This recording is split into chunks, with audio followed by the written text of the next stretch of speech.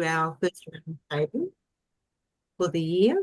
And I just want to begin by acknowledging the traditional custodians of the lands and waterways on which we meet and pay my respects to elders past, present and emerging. And I also want to acknowledge that these unceded lands and waterways have always been places of cultural, education and spiritual significance.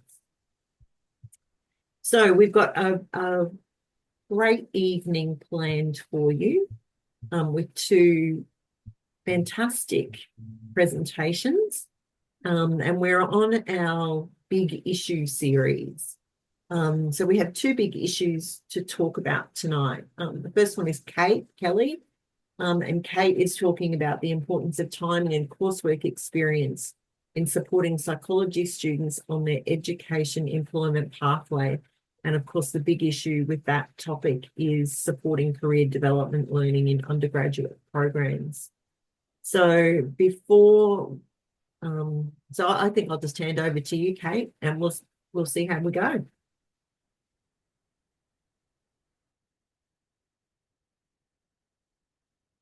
And I'll just get you to unmute. Thank you. That's a good start. Thank you so much for passing it over. I've decided to upskill and teach myself Canva for this presentation after admiring many of my honours students' really beautiful presentations. So we'll see how that goes.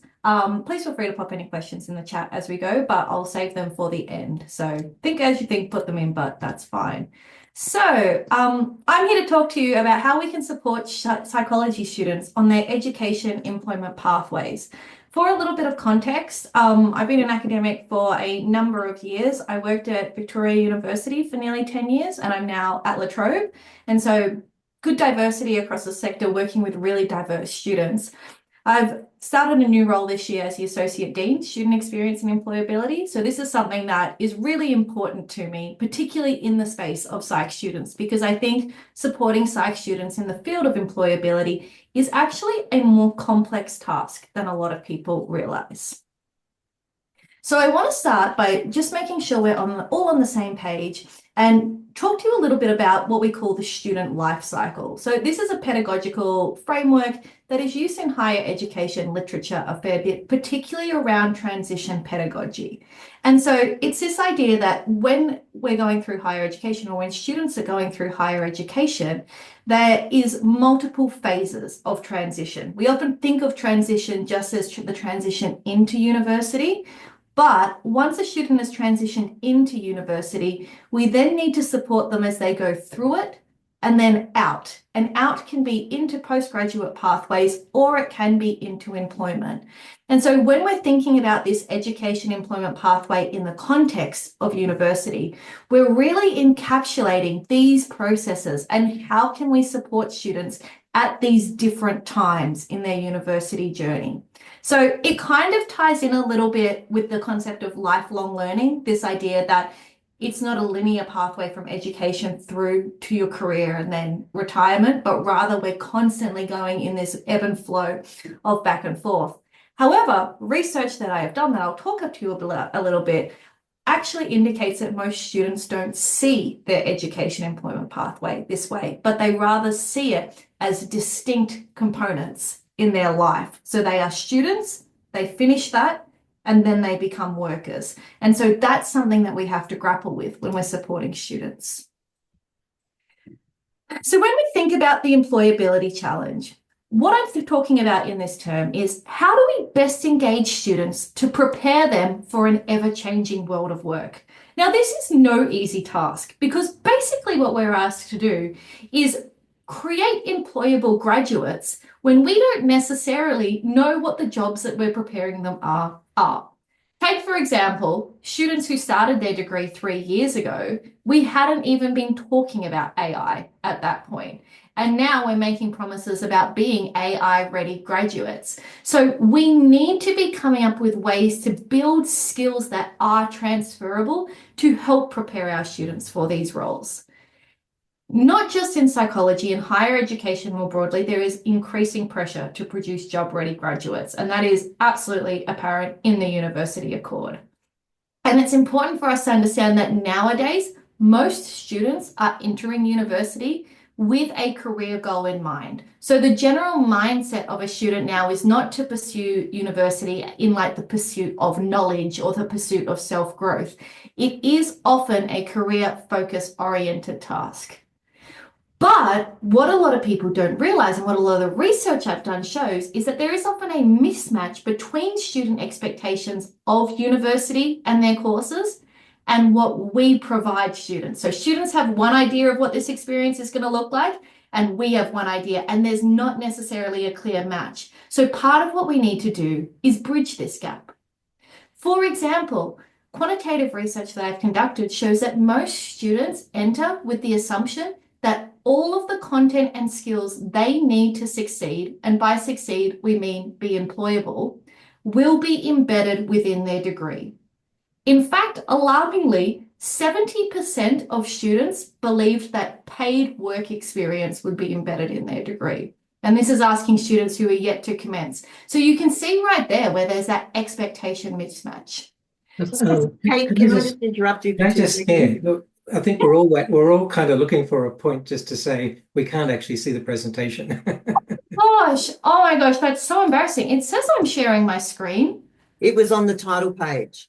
Yeah, I think it helps if you reshare the screen once the presentation's running or something. But anyway, I'm so sorry. That's so embarrassing. Well, there you go. There's some context for what we've been talking about. I could see the little chat bubbles, and I was doing my very best to not open it and talk. Oh, this is my fault for trying to do a new skill at in a presentation. My sincerest apologies. Let's continue like this. It seemed to have been a problem when I went to full screen, so I'll just try and make it bigger. So, as I was saying, course seems to be a really big predictor for what a student's expectations are going to be about their education employment pathway. So a lot of the research I've done has looked at commencing students. So students who have accepted an offer at university, but are yet to start their degree. So we know they're interested in higher education, but we're trying to capture them before we've kind of had an opportunity to rectify these misconceptions. And interestingly, when we break courses into generalist courses, mixed courses, or specialist courses, we see that they attract students with different attributes and different career readiness. So more specifically, our research has shown that students that undertake psychology undergraduate degrees are more likely to be very confident in their course choice. They believe they've made a good choice, but they actually have a really poor understanding of what possible career outcomes are associated with their course.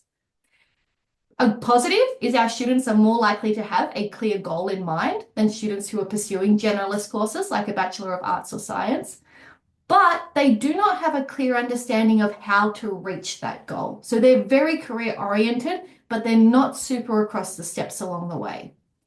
Our students also are more likely to have an expectation that everything they need to achieve their goal will be in their course. So we have to think, how can we construct curriculum, kind of moving away from relying on co-curriculars. So as we know, undergrad is an immensely popular course choice. So we get lots of students, and it's also a super valuable and employable course choice. Our graduates go on to a wide range of jobs. About a third of our students will go on into further study, and this includes fourth year and postgrad. But less than 10% of students who commence an undergrad degree become a registered psychologist. And perhaps most alarmingly is nearly 50% of undergrads entering the workforce feel that their current job is not fully utilizing their skills and education. And this is extracted from the Quilt data last year.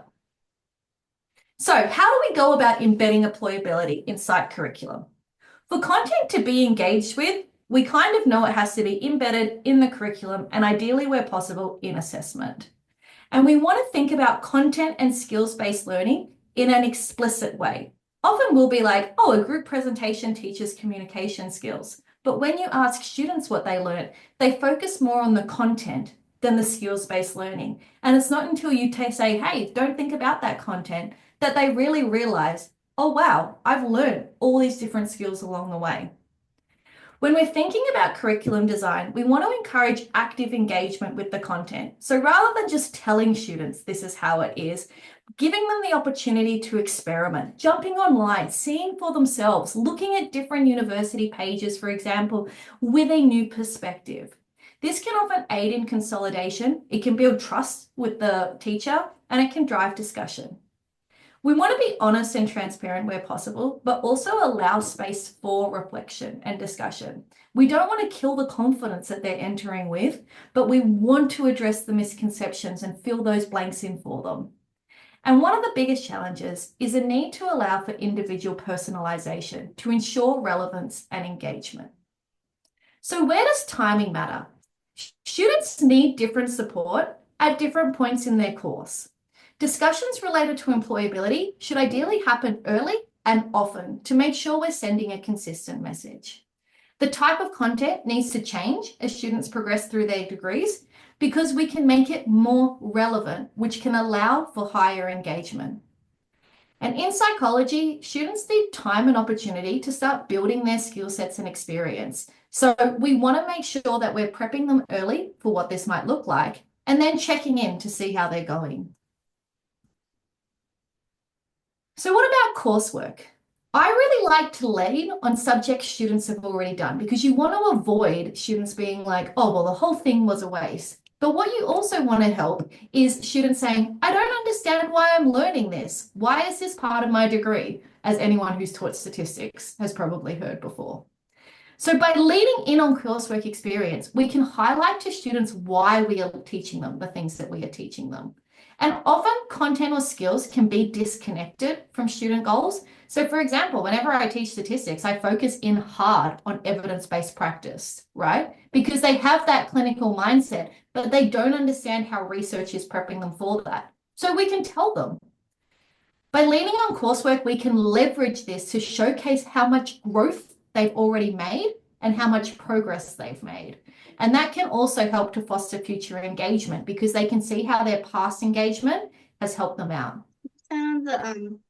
Camera's on? No. Sorry, Laurie, your bike's on, just so you know. And so what I wanted to touch on just for the last little portion of this presentation, because obviously 15 minutes is a bit challenging to tackle the entire employability problem, is thinking about what this might look like at different stages, because it's one thing to think theoretically and conceptually, but it's another thing to actually think, okay, but how could I put this in my course? So let's start by looking at students at the start and end of their undergraduate degree, two places that I've spent a lot of time teaching and I'm very familiar with. So how do we support first-year students? Supporting students who are often highly confident but lack an understanding of available options. So we want to maintain that confidence while letting them know what else is out there. So what I often encourage at this point is the development of a career-focused mindset. So it's not so much they have to have everything figured out right now, but what we're trying to do in this early stage is prime them to think about their learning experiences in the context of skills and careers. So I hate this lab report that I'm doing. Why are they making me do it? Well, this is teaching me to understand research better, which would make me a better evidence-based clinician. It's helping me identify what does good research look like, and so on. You want to give an opportunity for engagement with discipline-specific content and skills because this gives students a deeper understanding of broader application and opportunities. I teach micro skills to first and fourth year students.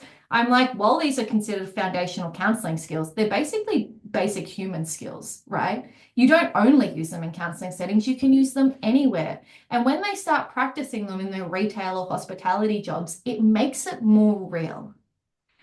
We want to support students to reflect on their own values, skills, and career aspirations because that helps them understand why was I drawn to this particular career and how might that influence where I want to go. So sometimes I have students who are like, I just want to work with people in mental health, but they think psychology is the only pathway for that. But as we know, there are so many positions in mental health. I recommend, if you have any say in course structure, making this a second semester subject or something towards the end of your second year, because it allows you to help students to draw on core first year experiences. So you can say, I know you learned this last semester, Let's now think about it in terms of how that makes you job ready. And so you can lean in on those shared experiences. So how do we embed this? You want to try and create situations where students can explicitly reflect and identify their skills. A simple task I do is I say, write down every assessment you've done so far. And now I want you to tell me what skills you used to complete it. I don't want to tell me the topic, but tell me what you had to do to complete it. And it changes that kind of perspective for them. You want to support co-constructive experiences and exploration. Provide space for them to pursue knowledge, to look information up, to fill those gaps for themselves, but support it with your knowledge and experience. Where possible, try and bridge classroom experiences with real world examples to try and shift that perspective from being a student as a completely separate part of your life from being a worker. I try and allow for explicit analysis of relevant job advertisements to help students map the skills they have and identify gaps. So often we hear how does a graduate role want 3 years of experience? And I say, well, you've got 3 years of experience. You did 3 years of uni. And they go back and they're like, oh, I did do a group assessment every semester. I do have good teamwork skills. So again, aligning it with their future job makes them go, wow, I'm actually already doing this. It's not that far away. And then where possible, try and create things that they can start building now, but continue building on throughout their degree. So something like a LinkedIn profile is really good because they start by documenting stuff, but then you've given them the knowledge and the skills to build on that as they continue through. So let's jump to the other end of the spectrum where we've now got my very near and dear to my soul, highly anxious fourth year students. I love my honours cohort. I just want to scoop them and protect them all. And honours is a tough time because what we're doing here is we are supporting them in a transition out, right? They are either transitioning to postgrad or transitioning to the workforce. And for many of them, this is the first time in their life that they're grappling with uncertainty. What we often have here are highly engaged students, but also highly anxious. So we need to create a supportive environment. We want to encourage the exploration of options without undermining their goals, right? We know they're not necessarily all going to get into a clinical postgrad straight away, but we don't want to necessarily say, give up your dreams. We want to have, okay, if that didn't work out, what else could we do? And you want to create safe spaces for these conversations to take place. In my fourth year subject, I use this model where I'll have them go through self-paced online videos. And in that, we kind of talk about the reality of different pathways, such as coursework masters, research degrees, or going into the workforce after honours. They're able to do this privately in their own time, so they have the opportunity to react in whatever way makes the most sense for them. Couple of days later, we then have a live collaborative workshop where they all come to. So we've let those feelings kind of settle, we've let the questions emerge, and we nut through them together in a safe way where they can see that they're not alone. I then tie this in with a reflective journal assessment. This is their opportunity to think about things more broadly. What have they learned and what could this possibly mean for them? Supporting that kind of skill building of reflective practice, but also doing it in a practical way. But what this also allows for is you to give interventional, personalized, supportive feedback. So while you are grading this journal in a way to make sure they are engaging in appropriate level reflective practice, it's also an opportunity for you to converse with the student and say, hey, that's not necessarily correct, or have you considered looking at this? It sounds like a good fit. I know that was a crammed 20 minutes and I'm kind of impressed I kept it to 20 minutes. So that's always a nice thing. I'm absolutely happy to answer questions though, because I know obviously there wasn't a huge amount of depth. I also am happy to provide a couple of these papers are under review at the moment, but there's also a number of them that are out for publication, and I'd be happy to share any of them if you are interested in looking. Thank you so much. Happy to answer any questions now, but also happy to receive any via email. Thank you so much. Thank you, Kate. If anyone's got any questions, now's the time to raise your virtual hand. Where's the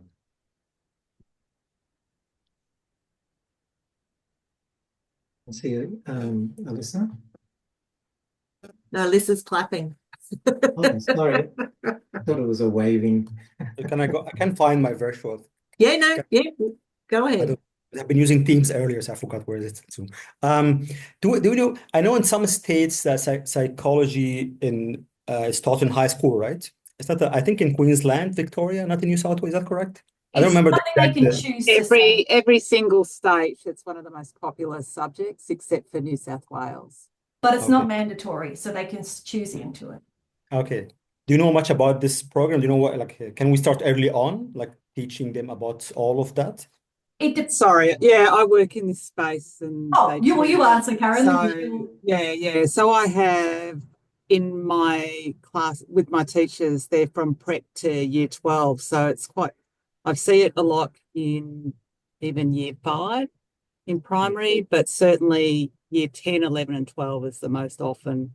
Year 11 and 12, very popular in Victoria. 1 in 3 year 12 students study it. Fair. Yeah. But with the goal to become like a psychologist, or they still have an idea they can do other things with a college degree? Yeah, and it's really interesting where I suppose that's when you think about the different values. Like you can't, the different reasons for education in primary and secondary school. And so what do you do with this, whether you go on with psych or not? Many like to go on with it, but obviously we've got 18,000 students graduating at the end of, well, last year. We don't have that many places in Victoria for students at uni. So it's not so much there, but it's a little bit on the types of psychologists. So we still need to do more on saying, hey, this is what you do with your degree, you know, that psych literacy aspect. All that you're talking, Kelly, I love it because I can see links to some of the employability aspects that I'm doing. Awesome, amazing. Yeah. The other thing I'm to be mindful of is most universities don't require students to have done psych in high school as a prereq. So we often get students who might not have done it in VCE and they're like, oh, but I'm really interested in health. And it has a named career that I associate with it, where chemistry and physics might not as much. So we get lots of students who pursued more of the hard sciences who now are like, well, health is a great profession to get into. And so again, you've got some students who are aware of how diverse psych is because in VCE they cover things like cognition and neuropsych. But then we get students who are completely surprised at the kind of biology and research methods side of it because they thought it was just going to be talk therapy. So they're coming in at all different levels of knowledge. Thank you. There's no other questions. I just wanted to also give a plug for the Australian Handbook for Careers in Psychological Science. So the concept, which is not ours, it came from Canada, but you know that there is such a diversity of careers, and if you haven't come across it, or you know, particularly if your students aren't using it, there's just an amazing group of chapters there, with one still about to arrive, which is psychology applied to careers in cybersecurity. But the existing chapters are kind of modified and contextualized for Australia. So if you haven't come across that before, it's well worth sort of pointing students to it. There's a lot of extra resources, interviews, and other things that go along with it. And I think one of the challenges when we give students these resources, and I often have a bit of a joke with them about, I know that you're all like, I'm glad this exists, not for me, but for my peers. I'm glad it's out there. And I'm like, I want you to just have these resources. So when you feel like it might be relevant for you, you know it exists. And sometimes having that kind of, again, open transparency, acknowledging, hey, I know how a lot of you are thinking, and that's fine. It's absolutely appropriate. But we want to give you what you need to hopefully help when you need it. Talking about other shameless promotions, Janie and Amanda have got a great report out as well for careers, that I'm sure they wouldn't mind sharing the link to that in chat as well. Yeah, that'd be amazing. They've done a whole heap of work around Seek advertisements and things like that. Thanks, Janie. So I think that there's, you know, a lot of people who are really passionate about careers for undergrads. in this space and in this community. So that's really great to see as well, because it's something that I think you're exactly right, Kate. There's so many students who do psychology at university, and they leave at the end of 3 years and they don't realize all of the options that they have available for them and all the skills that psychology gives them. So it's really important that we make sure they understand why they're studying those courses, but also how that can apply in many different other careers as well.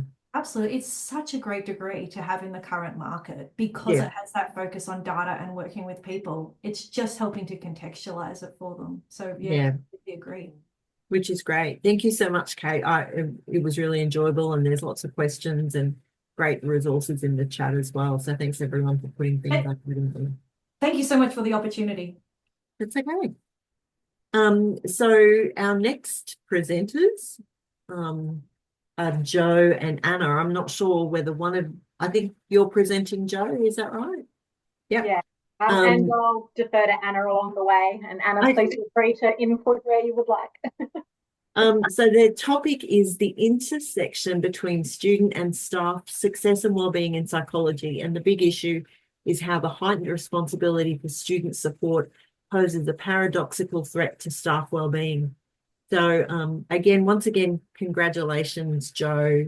For those of you who weren't here earlier, Jo is now the recipient of an AAUT citation as well for her work, which is just wonderful to see. Thanks. I'm going to throw it over to you two, and you can take it away. Wonderful. I'll share my slides, so bear with me. I inevitably will get this the wrong way around with presenter view and presentation view, so just bear with me while I get that happening.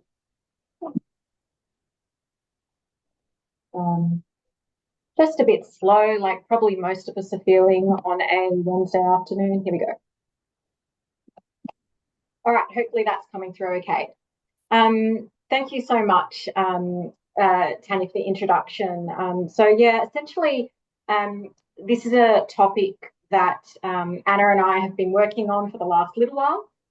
So really excited for us to be able to present this to you and get some of your thoughts on some of these ideas. I think I know most of the people in this group, but if you haven't met me yet, I'm from Macquarie University, where I work across undergraduate and postgraduate psychology populations, and have done so in other settings as well, and other institutions. Anna, did you want to give yourself just a quick introduction? Yep, I think many of you know me, but for those who don't, I'm Anna from University of Adelaide. I teach in undergraduate and postgraduate, and I mostly teach health psychology. Thank you, Anna. Today we really wanted to just have a chat about this intersection between student and staff success and wellbeing in psychology, which Anna and I have been talking about for about a year now, and developed some projects relating to this. So looking forward to hearing your ideas as well. Before we do continue, I just wanted to extend the acknowledgement of country this evening to, I guess, the lands on which these ideas were conceived. And so for Anna, the Kaurna land in Adelaide, and for myself in Sydney, the lands of the Bidjigal and Wallumattagal people. We pay our respect to their elders past and present, always was, always will be. Okay, so why does this issue matter, this issue of kind of this intersection between student and staff wellbeing? Well, it's long been known that student wellbeing is a key role and responsibility of the tertiary education sector. I don't think that's a surprise to any of us. But what is new is that civil liabilities, including financial penalties, now exist for higher education providers who fail to identify and adequately support students to succeed. And that's following an amendment to the Higher Education Support Act a couple of years ago. And so really we see that student success and wellbeing has been highlighted as key priorities in recent times. And that amendment to the HESA Act really came about as a result of the Australian Universities Accord report, where these issues were quite prominent. And we know that they're hot button topics. And so it's great to hear from Kate earlier this evening around sort of how we can support students to succeed, thinking about employability. And also it's, I guess, so hot button that it's going to be the topic of our AusPLAT conference in September. So a bit of a plug there for you guys.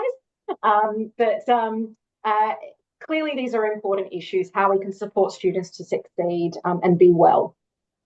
This idea of regulatory responsibilities around this isn't really new for us in psychology. Our accreditation body expects that we have a focus on self-care and well-being, and that program providers have clear protocols and strategies in place to identify and support students at risk.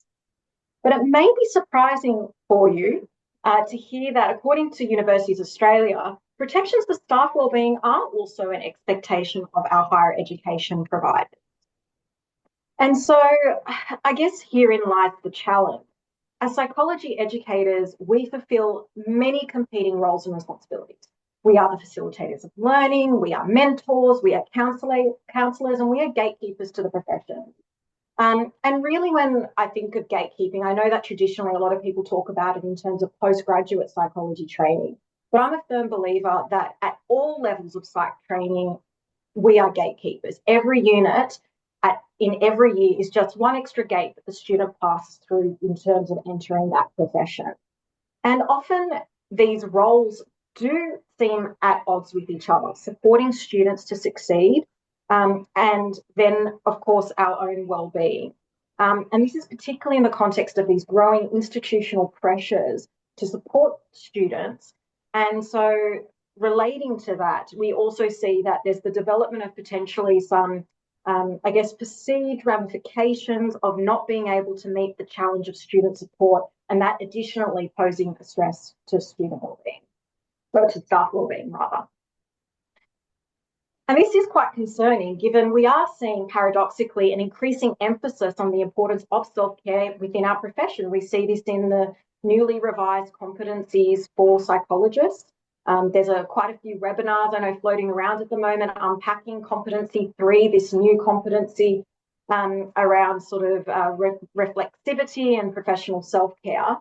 And so this is something we all really need to be more attuned to in terms of our own well-being. Despite that, there's little systematic evidence within our profession as to the impact of the psychology educator experience on the well-being of these staff. One exception comes from a fairly recent study, which I had the pleasure to be a part of along with Chen, who's here tonight. That was led by the lovely Ellie Quinlan from UTAS. And in that study, we conducted interviews with postgraduate psychology educators around the country to ask them, how they felt about their roles. And what they really told us was that working in particular to support students with problems of professional competence, or SPPCs as they're called, actually contributes quite a bit to educator stress and creates really a sense of professional vulnerability that has led some of our educators and top educators to really contemplate their future in academia. Was there anything there, Anna, that you'd like to add on that point about psychology? No, not at this point. Thank you. But look, it's not just about psychology. We know from a range of reviews and studies that actually the well-being of educators has been traditionally overlooked and understudied in the broader academic literature. We do have some emerging studies and reviews in at least the healthcare educator space that does suggest that support for student well-being experience does lead to experiences of personal stress for educators who are in that domain. And so there is some preliminary research to suggest that supporting students can have a negative impact on how we might feel in our mental health. But I think that a lot of the studies that have been conducted in this space really focus on our support for student wellbeing and their own mental health experiences and the way that contributes to our stress. We would argue, though, that there are a lot of aspects of support for student success beyond mental health support for students that can adversely impact our wellbeing as educators. And so one of those examples is a lot of research more broadly, which has looked at the impact of negative student evaluations on the mental health of educators and their career progression. And actually some of the work even that Anna and I have been doing recently, we've been looking at some studies, some really interesting studies coming out of nursing, speaking about incivility and the impact of, you know, these naughty nursing students and the way that they respond to their educators and how that makes you feel as an educator. So it's not just informal evaluations, kind of that negativity coming from students impacting us on many levels. We also know across the professions that, you know, gatekeeping experiences can be burdensome, consuming, disruptive, and emotionally intense, especially in cases where the perception of why a student has failed to succeed is seen as some deficit on account of the educator and therefore gets escalated through institutional arbitration or legal proceedings. And literally, just last night, I got a message from a colleague letting me know about a group of disgruntled students at a university who shall remain nameless that are getting together to write a report to the Ombudsman for education in their state because they failed a very critical hurdle unit in their master's training and are actually going to be trying to seek financial compensation for this. So this is a very real issue that we're all confronting at this point in time. And finally, we know that academic environments have, particularly in recent years, have led to very much rising work demands. And this leads to a lot of stress, burnout, lower job satisfaction, but importantly also impacts our own work performance and student wellbeing. So the very thing that we have been tasked to support, student performance, success and wellbeing, actually is impacted when we're not doing so well because of the demands on us. And so what did we kind of conclude when we looked at all this? I guess the first thing is, well, not surprisingly, student educator success and wellbeing do tend to be closely linked. I think we kind of know that. But if our objective is really, and our not just our objective, our imperatives from our regulatory bodies are really that we need to be supporting students to thrive and succeed, at the very first element, we really need to foster better understanding of the contributions to and ways to safeguard educator wellbeing, because clearly this is going to be pivotal for creating healthy and thriving learning ecosystems. And on this point, I'm always reminded in my other hat role that I wear, which is as a clinical psychologist working mainly with children and young people, I always think about, you know, when I say to parents, what's the first thing that the flight attendant says during the safety demonstration? Make sure you put the oxygen mask on yourself before you put it on your child. I feel like it's exactly the same for us as educators. We need to put the oxygen mask on ourselves in order to be empowered and positioned to support our students. And so Anna and I decided we would set out on trying to cultivate this better understanding of these issues. So the first thing we did is we delivered a peer-arranged learning or Pearl session at the ANZAPI conference. For those of you who don't know, ANZAPI is the Australian and New Zealand Association for Health Professional Educators, recognising that this is not just a psychology issue, this is an interdisciplinary concern. And I popped there a photo from the conference dinner. The conference last year was my first ANZAPI. Anna is a well-seasoned ANZAPI attendee, been to many of these over the years. Boy, does that conference dinner get wild. If anyone has a chance to go, definitely go to the conference dinner. It's very entertaining. Can I just interject there to say it's always disappointing at ANZAPI. I've been in ANZAPI now for many decades, how few psychologists are there. It's mostly medical and other disciplines, so I encourage you to have a look. Absolutely. Definitely one thing I spoke about with the very few of our crew that were there was, boy, we'd love to get some more representation from psychology, and how great it was to learn from the other professions who, let's face it, sometimes are a little bit ahead of us in terms of the adoption of different things, medical profession, for example. So it was just an amazing, amazing experience. But also, so is AusPLAT, another plug for you guys. But in terms of the results of this kind of session that we ran, what our educator colleagues told us is really, at the end of the day, there are loads of initiatives and strategies and lots of guidance from higher education providers that are designed to support student wellbeing. On the flip side, very minimal of the same exists to support educators across all the health professions.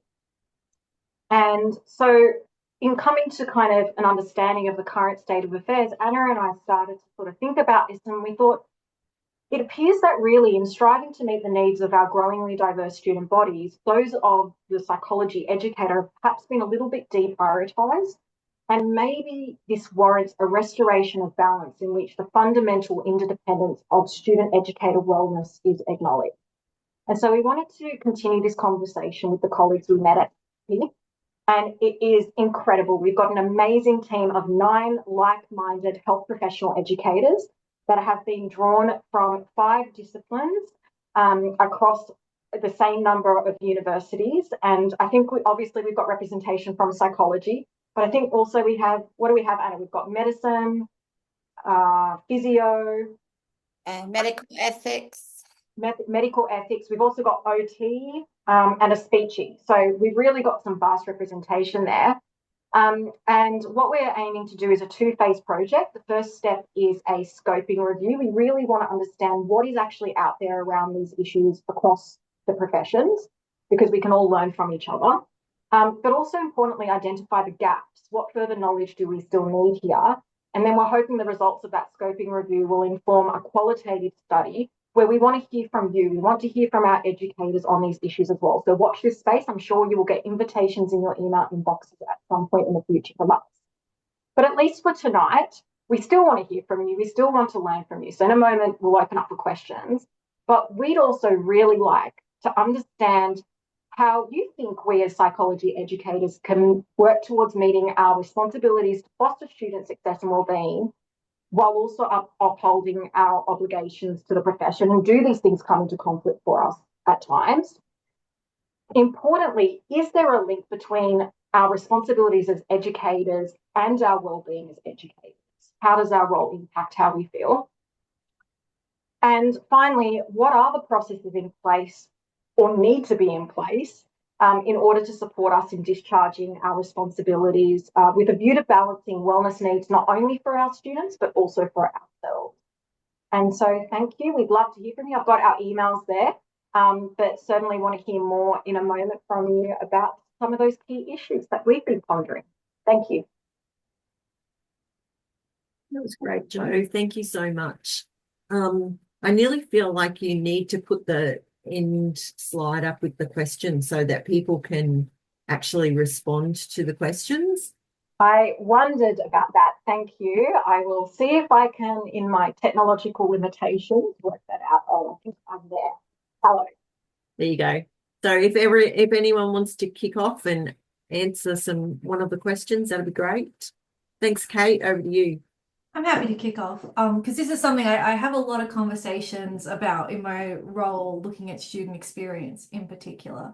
And I think often the line gets blurred, or we blur the boundaries between a good student experience doesn't necessarily mean creating a bespoke student experience where we agree with everything they say.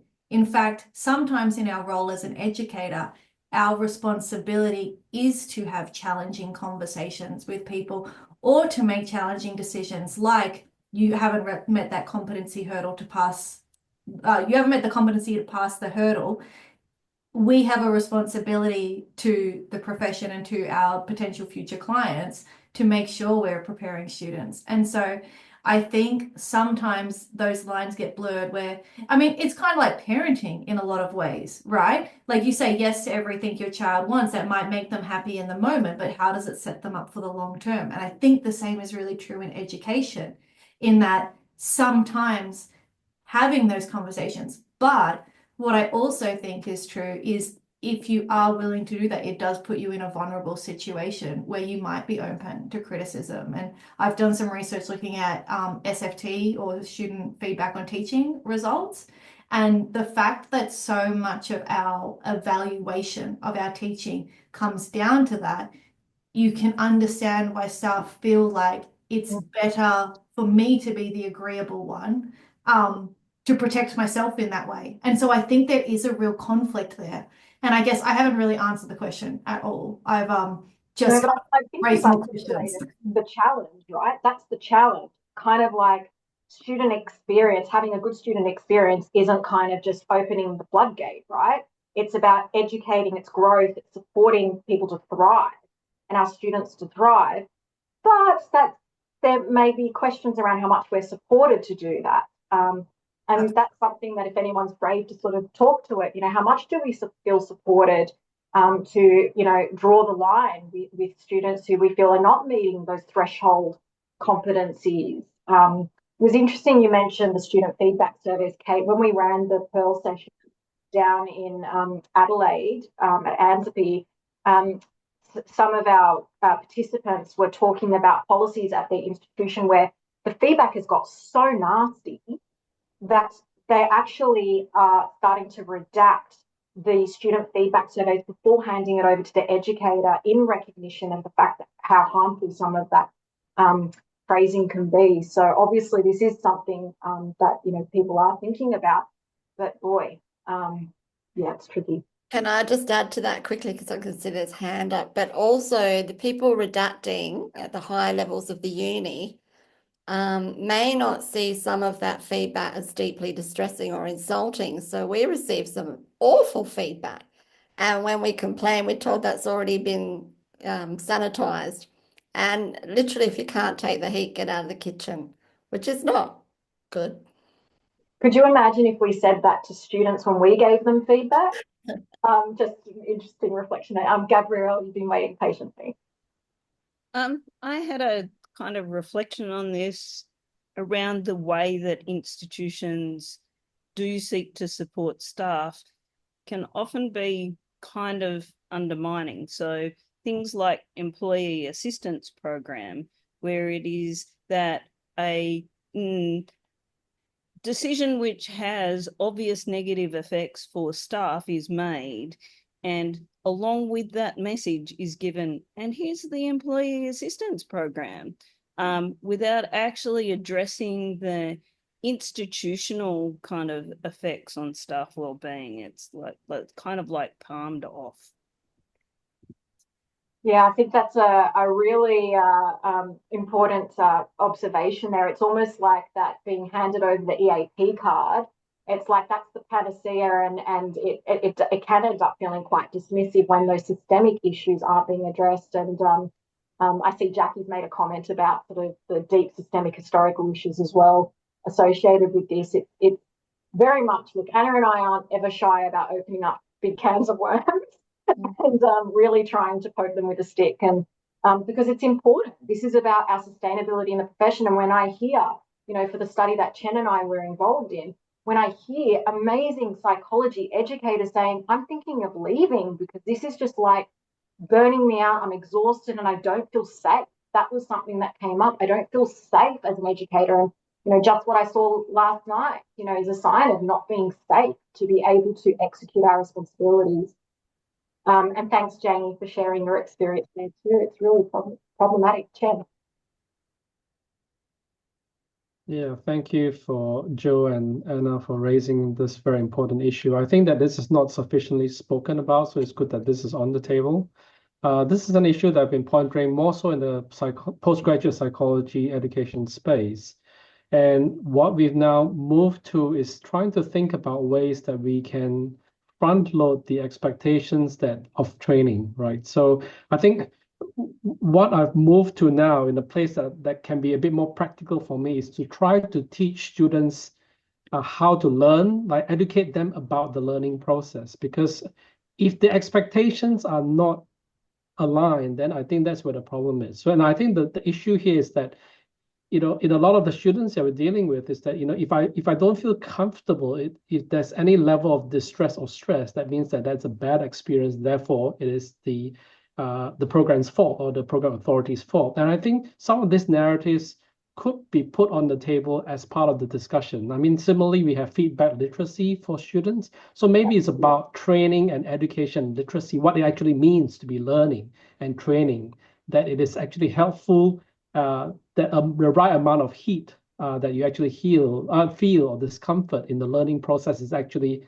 helpful to urge us to do better. But I think the overall narrative that I think we've somehow moved closer towards, and this is worse in the US that we can see, is that it's almost that we need to kind of protect them, make them feel really good. They are like our customers, and we need to kind of please them. And I think that narrative will need to change in order for us to do our job well. In training psychologists who are eventually mental health professionals who are going to be, helping people with very severe needs. I think that's a good point. I think something, that I can't help but reflecting on there is, in some ways, we've probably also contributed to that beast because of the way our system works in terms of the Hunger Games of psychology, right? That you need to be so competitive to get to kind of those, particularly postgraduate training, all the gates that you need to pass through. And so that we end up with this very perfectionistic population who, in the face of what they're perceiving to be negative feedback, we're perceiving it as feedback for growth. They're taking it very, very poorly. And I do think it's interesting, though, you mentioned the US, Ken, and the difference in Australia. I mean, there's that work that Craig has done looking at the difference in passing of students through, say, postgrad psych programs in the US. And our rates in Australia, we actually are very reluctant to fail students. Now, either we just happen to have amazing gifts as Australian psychology students. We've just got this population who are just so gifted, or there's a bit of a reticence to kind of, gatekeep at times, and those halo and leniency biases kind of creeping in.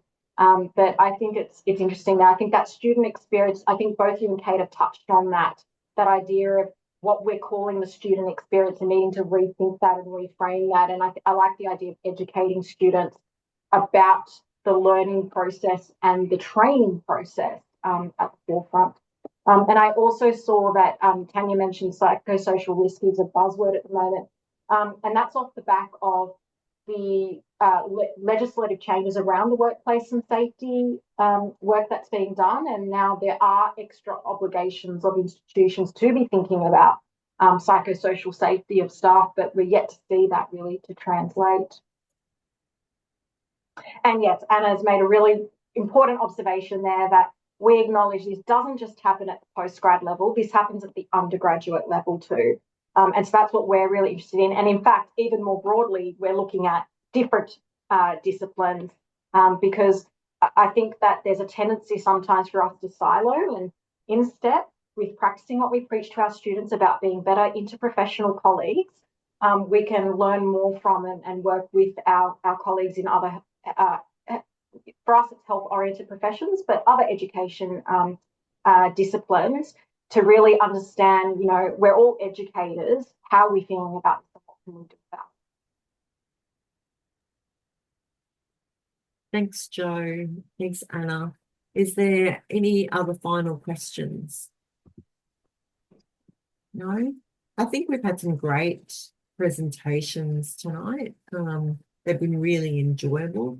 We have recorded them as well. So if you want to go back or you want to refer them to your colleagues, you can obviously send the link. Just give Tony a couple of days to upload the information. I also did put a shameless plug for AusPLAT in the chat as well. Thank you for mentioning it, Jo. If you haven't already booked in, it's the 10th to the 13th of September in Fremantle, and it should be really great. And I put the website in the chat. Karen, did you want to put the survey in there as well? So we appreciate your survey, your feedback on whether these are helpful or not, these roundtables. So that would be really great if you could complete that, please. It doesn't need to be in the next 5 minutes. Some of you, I'm sure, are ready to go and have some dinner if you haven't had that before. But otherwise, we really appreciate you coming along, and we're always open to different ideas for these roundtables. We probably won't run as many this year because we do have AusPLAT as well. So just thank you everyone for coming. We really appreciate it, and thank you to our presenters as well. Really, really thought-provoking presentations tonight. I really enjoyed them, and I think others did as well. So thanks everyone. Have a really great night. See you later. Thank you. Great work. Thanks, all.